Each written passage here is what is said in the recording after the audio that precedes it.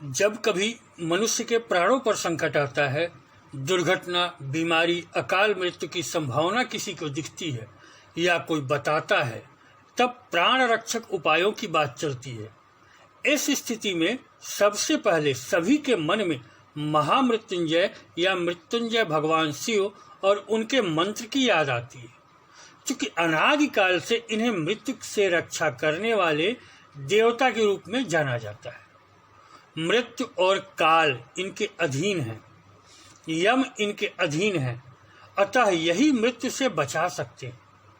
जब इनके मंत्र की बात चलती है तो मृत्युंजय, लघु मृत्युंजय और महामृत्युंजय तीन मंत्र इनके बताए जाते हैं।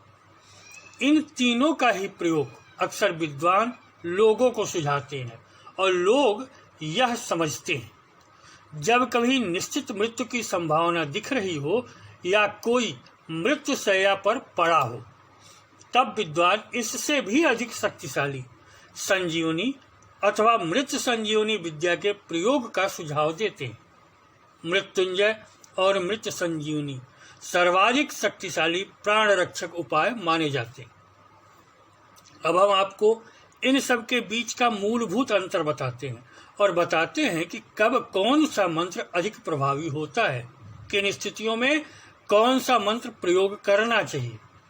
महर्षि वशिष्ठ ने महामृत्युंजय मंत्र को 33 अक्षर का बताया, जो उनके अनुसार 33 देवताओं और दिव्य शक्तियों के द्योतक है। इन 33 देवताओं में है 8 वसु, 11 रुद्र, 12 आदित्य, 1 प्रजापति एवं 1 वसत्कार। ये 33 देवता प्राणियों के शरीर के भिन्न भिन्न अंगों में स्थित हैं। इस मंत्र के जप से ये सभी शक्तियां शरीर में चैतन्य होकर प्राणों की रक्षा करती हैं और शरीरगत निर्बलता, मृत्यु तथा रोगों को समाप्त करती हैं। अब हम आपको महामृत्युंजय मंत्र, जिसे कहते हैं या मूलतः यह मृत्युंजय मंत्र है, इसको बताते हैं। यह है ओम त्र्यंबकम यजामहे सुगंधिम पुष्टिवर्धनम उर्वारुकमेव बंधनान मृत्योर्मुक्षे मामृतात्। मूलतः यह मृत्युंजय मंत्र है। महामृत्युंजय की स्थिति में इसमें लघु मृत्युंजय भी जोड़ दिया जाता है। लघु मृत्युंजय मंत्र होता है ओम हम जूम सह या ओम ह्रौम जूम सह। अलग विद्वान अलग उच्चारण करते हैं, किंतु यह होता 3 अक्षर का ही है। इस लघु मृत्युंजय को जब गायत्री के प्रथम पद के साथ मृत्युंजय मंत्र में संयुक्त कर दिया जाता है तो यह महामृत्युंजय मंत्र बन जाता है। यथा ओम हम जूम सह ओम भूर्भुवः स्वः त्र्यंबकम यजामहे सुगंधिम पुष्टिवर्धनम उर्वारुकमेव बंधनान मृत्योर्मुक्षे मामृतात् भूर्भुवः स्वः ओम सह जूम हम ओम। यहाँ ध्यान देने की बात है कि मृत्युंजय मंत्र के आगे पीछे गायत्री का प्रथम पद अनुलोम ही रहता है, जबकि लघु मृत्युंजय अंत में विलोम हो जाता है। गायत्री और लघु मृत्युंजय के संयोग से मृत्युंजय मंत्र महामृत्युंजय मंत्र बन जाता है और उसकी शक्तियां कई गुना बढ़ जाती हैं, क्योंकि लघु मृत्युंजय की नकारात्मक शक्तियां हटाने की शक्ति और गायत्री की जीवनी ऊर्जा बढ़ाने की शक्ति भी उसमें सम्मिलित हो जाती है। अब हम आपको बताते हैं कि इनका प्रयोग सामान्य स्थितियों में कब कब होता है। हम साधना और साधक की बात नहीं कर रहे हैं, हम मात्र सामान्य लोगों द्वारा अथवा पंडित द्वारा किसी के लिए अनुष्ठान की बात कर रहे हैं। साधक और साधना तो इन मंत्रों साधक आदि तो इन मंत्रों से कुछ भी प्राप्त कर सकते हैं, लेकिन सामान्य लोग के लिए जो निर्देश है वह हम आपको बताते हैं।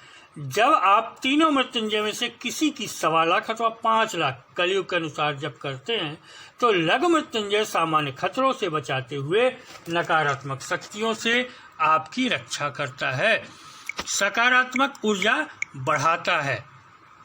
मृत्युंजय मंत्र संभावित दुर्घटना, ग्रह दोष, पीड़ा, गंभीर रोग आदि मृत्यु के संभावित कारक की शक्ति को कम करता है, उनसे बचाता है। यह दोनों मंत्र किसी भी सामान्य व्यक्ति द्वारा स्वयं किए जा सकते हैं। किंतु महामृत्युंजय मंत्र के लिए बहुत अधिक बचाव, सावधानी और नियम हो जाते हैं, अतः इन्हें विशेषज्ञ ही करता है। वैसे तो आजकल के पंडित ज्योतिषी किसी को भी महामृत्युंजय मंत्र का ही सीधे सुझाव दे देते हैं, किंतु अक्सर इनके परिणाम इसलिए उपयुक्त नहीं मिलते क्योंकि सामान्य लोग वह बचाव नहीं रख पाते जो आवश्यक होता है। गलती लोगों की नहीं, बताने वाले की होती है और भुगतते हैं सामान्य लोग। जब प्राणों पर संकट आसन्न हो, मृत्यु की निश्चित संभावना बन रही हो, मारक या मार्केश की दशा अंतर्दशा हो, गंभीर नकारात्मक शक्तियों का प्रकोप हो, घर परिवार मकान आदि शुद्ध करना हो, ऐसी दुर्घटना की आशंका हो जिसमें प्राण जाने का भय हो, तब मृत्युंजय और लघु मृत्युंजय नहीं महामृत्युंजय का प्रयोग होता है। और यह संकल्पित अनुष्ठान की तरह होता है, सामान्य पूजन और जप की तरह इसे नहीं लिया जा सकता, क्योंकि ऊर्जा विन्यास अति तीव्र हो जाता है जो प्राण रक्षा करता है। इस ऊर्जा में विक्षेप उत्पन्न हो तो यह विपरीत प्रभाव भी दे सकता है और देता है। कहने को कोई कुछ भी कहे, किंतु यहाँ मात्र भावना से काम नहीं चलता। यहाँ ऊर्जा उत्पन्न होती है ध्वनि उच्चारण और पूजन पद्धति से, जिसकी अपनी अलग प्रकृति होती है और उसी के अनुरूप आचरण करना होता है। नियम होते हैं। इस जप के समय जप करने वाला और जिसके लिए जप किया जा रहा, दोनों के साथ ही उनके परिवार को भी विशेष सावधानियां और बचाव रखने होते हैं, जिनके पालन न करने पर हमने अनेकों विपरीत प्रभाव पाए हैं, देखे हैं लोगों को मिलते हुए। जब प्राण अत्यंत संकट में हो, जीवन में दुर्घटना आ सकती है, अचानक या कोई विशेष आपत्ति, परेशानी, बाधा, राजभय, बीमारी या कष्ट अनुभव हो, अथवा जब दुर्घटना हो जाए, कोई संकट आ जाए, खतरे शुरू हो जाएं, तब लघु मृत्युंजय, मृत्युंजय या महामृत्युंजय से ही काम हो जाएगा, इसमें संदेह हो जाता है सामान्य स्थितियों में। यहाँ तब शुक्राचार्य प्रेरित मृत संजीवनी विद्या से प्रेरित संजीवनी महामृत्युंजय मंत्र का जप करना चाहिए। संजीवनी महामृत्युंजय मंत्र इस प्रकार होता है: ओम ह्रौम, ओम जुम, ओम सः, ओम भूः, ओम भुवः, ओम स्वः, ओम त्र्यंबकं यजामहे सुगंधिं पुष्टिवर्धनम् उर्वारुकमिव बंधनान् मृत्योर्मुक्षीयमामृतात्। ओम स्वः, ओम भुवः, ओम भूः, ओम सः, ओम जुम, ओम ह्रौम, ओम। यह 62 अक्षरों का शुक्राराधिक महामृत्युंजय मंत्र संसार का अमोघ मृत्यु भय नाश करने वाला मंत्र कहा गया। यहाँ ध्यान देने योग्य है कि लघु मृत्युंजय में ह्रौम या होम का प्रयोग होता है। लघु मृत्युंजय और गायत्री के प्रथम पद के हर अक्षर के साथ ओम को संपुटित किया जाता है और मंत्र के अंत में गायत्री का प्रथम पद भी विलोम हो जाता है। इस मंत्र की शक्तियां महामृत्युंजय से अधिक हो जाती हैं। अब हम आते हैं मृत संजीवनी विद्या पर। पौराणिक कथाओं के अनुसार मृत संजीवनी विद्या के द्वारा शुक्राचार्य युद्ध में मृत दानवों, राक्षसों को जीवित कर देते थे और यह विद्या उनके द्वारा बनाई गई थी, जो गुरु बृहस्पति के पास भी नहीं थी। कथाओं के अनुसार यह मृत को भी जीवित करने वाली विद्या है, किंतु आज के कलयुग में जो भी साधक इतना सक्षम होगा वह सामान्य लोगों से नहीं मिलेगा। अतः आज के समय में यह सोचना कि इससे मृतक को जीवित कराया जा सकता है उपयुक्त नहीं। इस विद्या का प्रयोग वहां हो सकता है जहां महामृत्युंजय अथवा संजीवनी मृत्युंजय भी असफल हो रहे हों या उनके असफल होने की संभावना हो, या जब अंतिम विकल्प ही मात्र विकल्प हो, जैसे कैंसर का रोगी तृतीय या चतुर्थ चरण का, अंतिम सांसें गिन रहा कोई बीमार, दुर्घटनाग्रस्त व्यक्ति, असाध्य रोग से ग्रस्त व्यक्ति जिसका कोई इलाज चिकित्सा विज्ञान के पास न हो, कोमा में पड़ा व्यक्ति। इस विद्या का प्रयोग संभावना पर नहीं होता, अपितु घटना होने के बाद या निश्चितता पर होता है। इसके अतिरिक्त जितने भी मंत्र हैं वह पहले किए जाते हैं।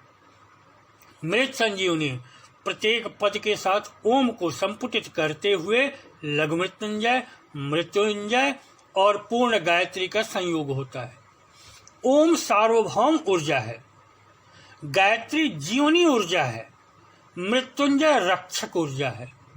इनका संयोग रक्षा के साथ ही नई जीवनी ऊर्जा उत्पन्न करता है, जिससे मृतक भी जीवित हो सकता है।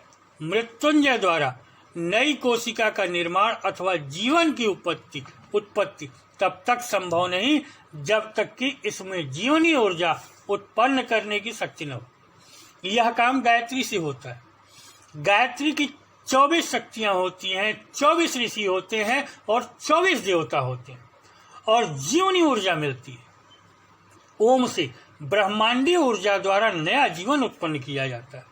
सम्मिलित रूप से यह मंत्र इतना अधिक तीव्र हो जाता है कि इसे सामान्य पंडित, ज्योतिषी और तांत्रिक भी नहीं जप सकता बिना पात्रता के। केवल वही व्यक्ति इसका पात्र होता है जो गुरु संरक्षण में इसे जप चुका हो। यहाँ पहले गायत्री और फिर महामृत्युंजय दोनों को करने के बाद ही व्यक्ति मृत संजीवनी जपने का पात्र बनता है। केवल तब जबकि सभी विकल्प समाप्त हो गए हों प्रयोग होने वाला यह मंत्र इस प्रकार हो।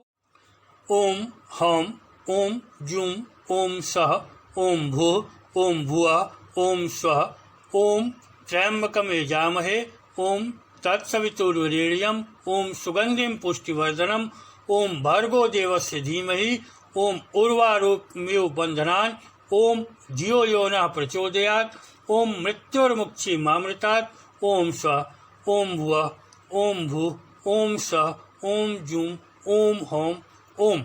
इस प्रकार मृत संजीवनी मंत्र बनता है। यह मंत्र इस लोक में सर्वाधिक शक्तिशाली प्राण रक्षक माना जाता है।